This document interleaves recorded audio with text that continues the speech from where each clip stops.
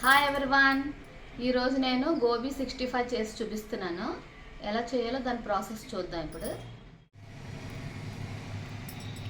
Already నేను కాలీఫ్లవర్ని marinate చేసి పెట్టుకున్నాను.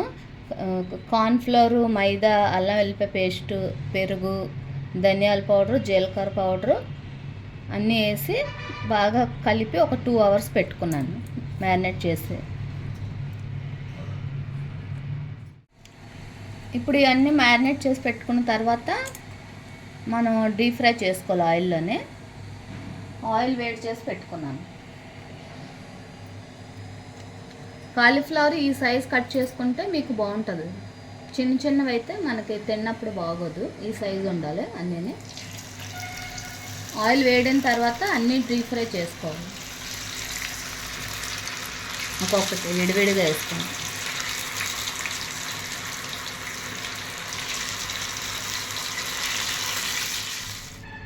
చూడండి, గోబీ రెడీ అయిపోయింది. గోబీ ఫ్రై 65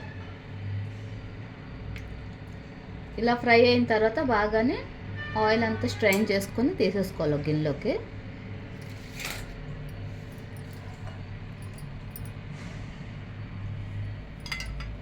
ఇందులోనే కొంచెం జీడిపప్పు ఫ్రై చేసుకుంటున్నాను నేను. ఇది ఆప్షనల్, మీకు ఇష్టం అయితే వేసుకోవచ్చు, లేకపోతే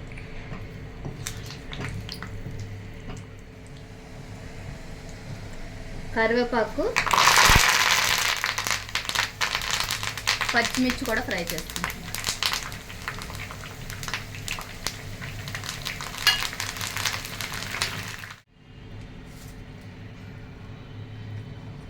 ఇప్పుడు కరివేపాకు, పచ్చిమిర్చి అన్నీ ఫ్రై చేసి తీసేసుకున్నాను.